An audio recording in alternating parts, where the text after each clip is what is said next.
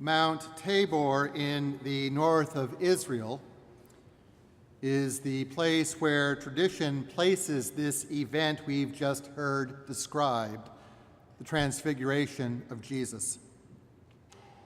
Since at least the 4th century, Christians have identified it as the holy mountain we are told Jesus went up with those friends of his, and where this psychedelic revelation happened: Moses, Elijah, shining faces, the voice of God, and all.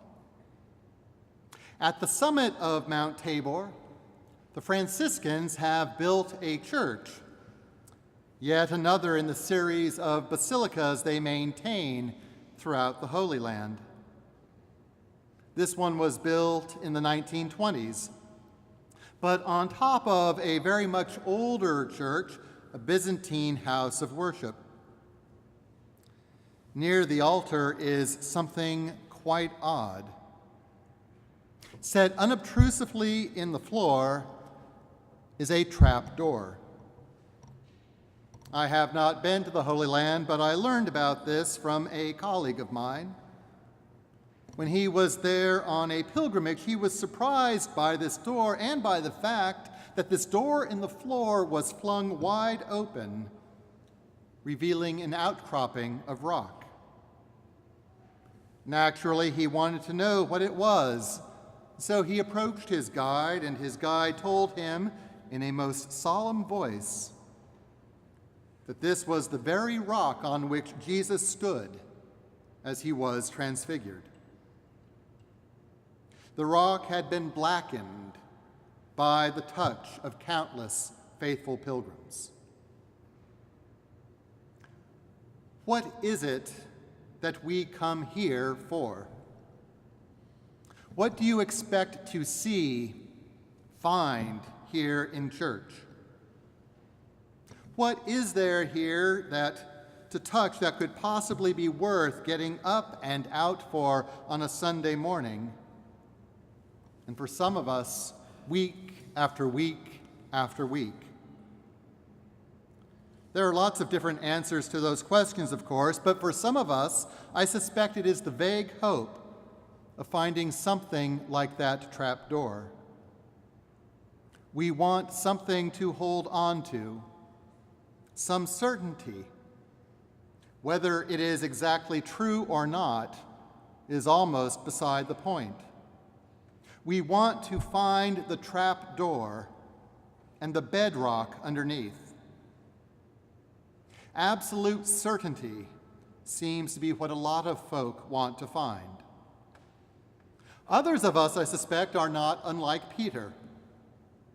We may have had an experience of God's glory, maybe mystical or spectacular, more likely not, but something at some point in our lives that spoke to us of God's presence.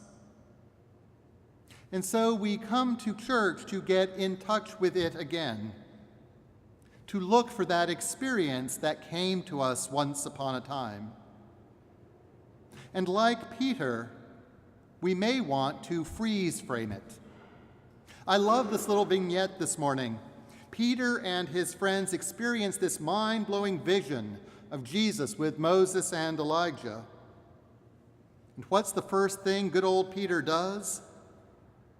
He bellies up to Jesus with an offer to build a couple of shrines. Boy, Jesus, it's a good thing we're here. Let's put up a basilica. Let's capture this moment. This is some mountaintop, Jesus, so let's stay here, or at least come back up here again and again and again. I know many Christians like Peter. Truthfully, I'm like Peter. God has been good to us, shown us some hint of God's self, and we want to capture it, preserve it, so we can come back to it again and again, so we can get that feeling back. But of course, that's not what Jesus wants at all. It doesn't seem to be what God is up to here in this story, or with us. Trapdoor religion is not what we have here, and not what we are going to find if we're looking for the Jesus who is revealed in this story and also in our lives. That Jesus is not held hostage in a basilica. That Jesus is not safely tucked away in lovely churches in the suburbs. That Jesus is not in Peter's tent or in a tomb. No, the Jesus we follow is alive and on the move. Get up, he says, and let's get down from this mountain, down into the valley and south to Jerusalem, to that very real city of political intrigue and religious conflict, that city of commerce and wealth, that city of poverty and squalor, that city where the cross is waiting, a city not unlike our own. You see, the only Jesus worth following is the Jesus who is alive, sometimes disconcertingly so, alive and active in your life and in mine, leading us not to nice religious fantasies that may fool us into feeling good for a while, but rather leading us deeper into the mystery of our own lives and into deeper engagement with the life of the world. Jesus leads us not to a trap door, but to a cross. On Facebook and in emails that you all and others send me, I see a lot of snazzy advertising put together for new, fast-growing churches. Some time ago, I saw one with a headline that screamed out, 4 weeks of sex. Now, I'm hoping it was the title of a sermon series. But this ad, it guaranteed that were I to attend this church, not only would I hear that engaging sermon series, but my children would have a blast, the services would be short, and the music quite loud. It was, it said, the ultimate user-friendly church. User-friendly church.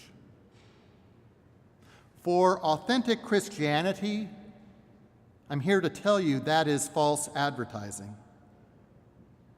It is with the cross that we sign people at their baptisms, not with a smiley face. And I do love smiley faces. This church here, it's here to teach people how to die and rise with Jesus. This faith of ours, if it's to be more than a pleasant Sunday morning visit to a trapdoor shrine, this faith, this way of life following the living Jesus, will demand everything of us. You and I will have to go down to Jerusalem. We can't have Jesus here on the mountain. We can't have Jesus here in this lovely place if we aren't prepared to follow him into the real world of our real lives, everywhere from our business meetings to around our dining room tables. And not just the nice and even entertaining religious bits of our lives, but the whole of life, where people get hurt, where we abuse one another, and we fail, and are afraid, and die. The real world is not particularly user-friendly. But my friends, that's not the whole story. We're about to come down off the mountain into the Valley of Lent. This Wednesday, we start that journey by doing something very odd. We'll be smudged with ashes in the form of a cross, and the least user-friendly words I can imagine will be addressed to us. Remember that you are dust, and to dust you shall return. Remember, those ashes are given to us in the form of a cross. The journey through the valley of Lent leads somewhere. It leads to a cross and to a tomb, and through the tomb to a life beyond our imagining. It leads to freedom, a kind of freedom only God can give, a freedom that is only God's to give. Trapdoor religion will get us nowhere. Following Christ will bring us to God. Together, let us follow him.